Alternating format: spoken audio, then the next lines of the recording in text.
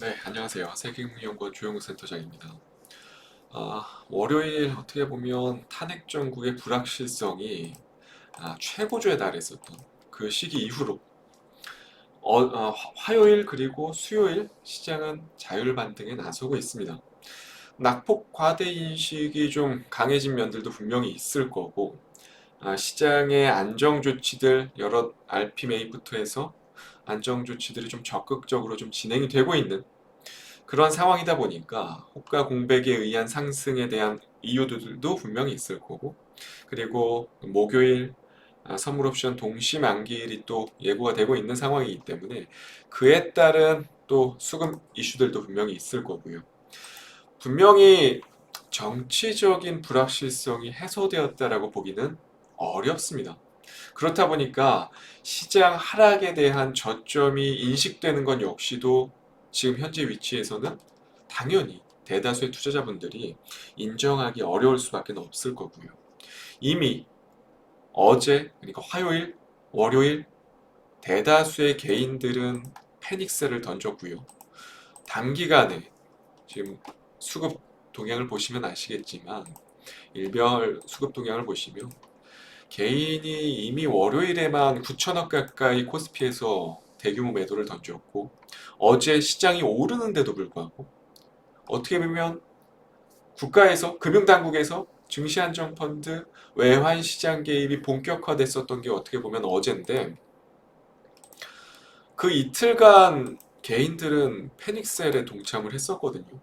그러니까 지금 보시면 12월 6일 지난주 금요일부터 개인들의 투매가 금요일 6천억, 그리고 월요일 9천억, 그리고 화요일 대략 4천억 가량 나오면서 1조가 훌쩍 넘는 거의 뭐 1조 5천억도 넘는 순매도가 나왔고 코스닥에서도 마찬가지 맥락의 그림이 계속 좀 만들어졌죠. 아마도 정국이 완전히 그러니까 탄핵 정국이 완전히 정리되기 전까지는 여진이 계속 좀 남아있을 수밖에 없기 때문에 지금과 같은 반등에도 불구하고 개인 투자자분들이 매도에 동참하는 그러한 상황이 좀 만들어지고 있지 않나라는 생각이 들어요. 물론 그 밖에도 중국발 통화 재정 정책에 대한 기대감이 또 유입이 됐고, 그로 인해서 한국의 또 주요 수출 기업들이 또 좋은 모습들이 또 나타나면서 어제 오늘 나름 방어가 되고는 있습니다. 시장에서 방어가 되고 있는데 문제는 뭐냐면 무언가 주도주 역할을 할 수 있을 만한 종목들이 등장하고 있지 않다라는 거죠. 시가총액 상위 종목들 단에서 삼성전자, SK하이닉스, LG엔솔, 삼성바이오, 현대차, 셀트리온, 기아 시가총액 최상위 단에서 그러니까 지수를 끌어올릴 수 있을 만한 그러한 규모의 종목들 중에서 무언가 주도주 역할을 할 수 있을 만한 종목이 딱히 이번 반등장에서 나타나고 있지 않고 대다수의 수급들은 그저 낙폭과대주들 위주로 매수세가 유입이 되면서 그냥 지수가 호가 공백에 의한 반등이었다는 거죠, 대다수. 그렇기 때문에 어떻게 보면 어제 그리고 월요일 나왔었던 개인들의 투매가 당장 오늘 그러니까 수요일까지의 상황만 놓고 봤을 때는 어느 정도 합리적인 판단이라고 생각할 수도 있어요. 물론 그거야 나중에 시장이 어떻게 될지에 따라서 결과론적인 얘기가 되겠지만 지금까지만 놓고 봤을 때는 그들의 판단은 일단은 오판이었고 만약에 주 이후에 그러니까 내일 옵션 만기일 선물 옵션 동시 만기일 이후에 포지션이 또 하방으로 구축이 되면서 시장이 다시 한번 2400포인트를 깨고 내려간다면 그들의 패닉셀은 패닉이 아니고 합리적인 셀이었다는 거죠. 자, 물론 이틀간 반등을 시장이 꽤나 자율 반등을 강하게 보여주고는 있다라고 하지만 지금 보시는 바와 같이 환율은 전혀 잡힐 기미가 안 보입니다. 여전히 환율은 1,400원 그것도 어떻게 보면 나름 박스권이었던 1,390원에서 1,410원의 밴드를 단숨에 돌파를 하면서 지금 과거 IMF 금융위기 시절 이래로 가장 힘든 외환 시장의 시간이 이어져 오고 있는 그런 상태죠. 아마도 이 탄핵 정국이 해소되지 않는 한 환율은 많이 내려오기는 어려울 거라고 저는 생각을 해요. 지금처럼 뭐 이미 10월, 11월, 12월 4분기 내내 환율은 고착화되고 있는 그런 상황이고 내년 상반기까지도 환율은 1,400원을 내려오는 하회하는 그런 움직임은 좀 나오기 어렵지 않겠나 라는 생각이 지배적입니다. 그러면 결국에 어떻게 보면 올 한 해 주요 기업들의 실적, 내년 주요 기업들의 실적은 이 환율의 밴드를 대다수가 1,350원 정도 내외로 책정하고 올해 실적 그리고 내년 실적을 잡을 거예요, 분명히.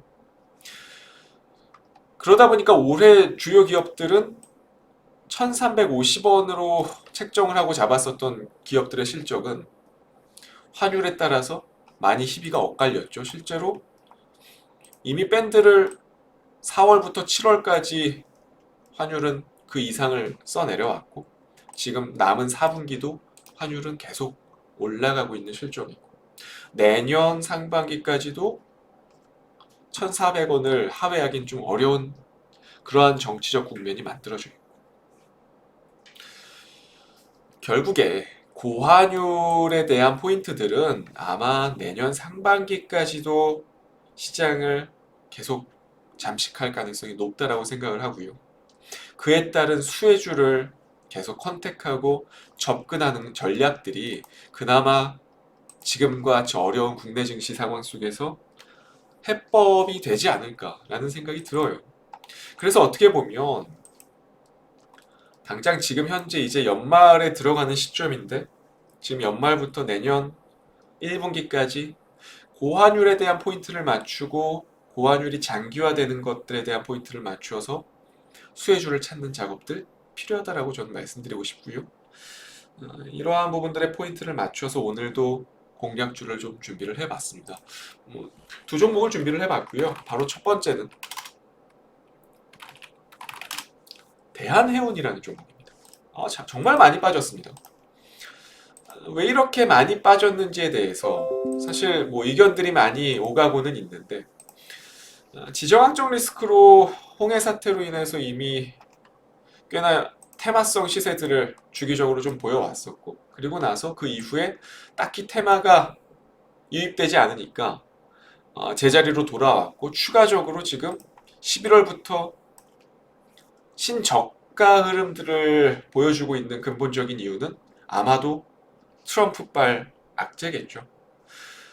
모두 다 아시다시피 트럼프는 모든 외국산 수입품에 보편적 관세 그러니까 10에서 한 20%를 부과하겠다라고 얘기를 했고 그로 인해서 어떻게 보면 물동량에 대한 감소 가능성 그러한 부분들이 좀 지배적으로 시장에서 유입이 되면서 좀 과하게 빠졌습니다.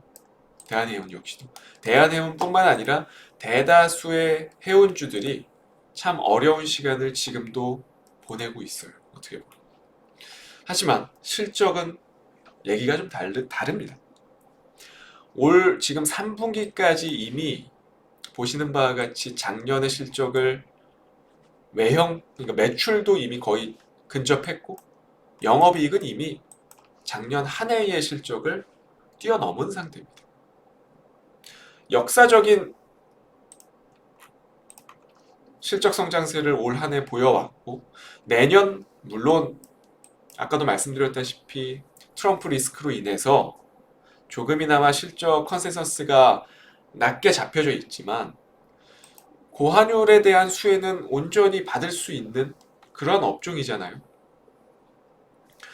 저는 개인적으로 해운 업종들 지금과 같이 환율이 1,400원 위에서 계속 논다? 국내 증시에 있어서는 몇 안 되는 가장 수혜 업종이라고 보고 있고 이미 트럼프 리스크에 대한 부분들은 주가에 대거 녹아들어 있는 그러한 실정이고 환율 상승에 따른 수혜가 예상되는 기업 중에 하나라고 저는 보고 있기 때문에 어떻게 보면 해운 업종 전반으로 주목을 해 보셔야 된다라고 말씀을 드리고 싶고, 그 중에서도 탑픽은 저는 대한해운을, 레버리지가 큰 대한해운을 좀 뽑도록 하겠습니다. 그리고 두 번째 종목 바로 강원랜드입니다. 어떻게 보면 이번 계엄 사태가 아니었더라면 사실 이렇게까지 조정이 나올 수 있었을까에 대한 의문문이 붙을 수밖에 없고요, 분명히. 호텔 그리고 레저, 카지노 이쪽 같은 경우는 대표적으로 원화가 약세 기조를 띠에 따라서, 그러니까 원달러 환율이 올라감에 따라서 외국인 관광객의 국내 관광 유인이 높아질 수밖에 없거든요. 그러면 자연스럽게 실적 컨센서스는 계속 확장될 수밖에 없는 그런 상황이고, 이게 단순히 강달러 현상이 짙어져서 문제가 아니고 전 세계적으로 지금 원화 가치가 떨어지고 있어요. 이 정치적 노이즈들 때문에.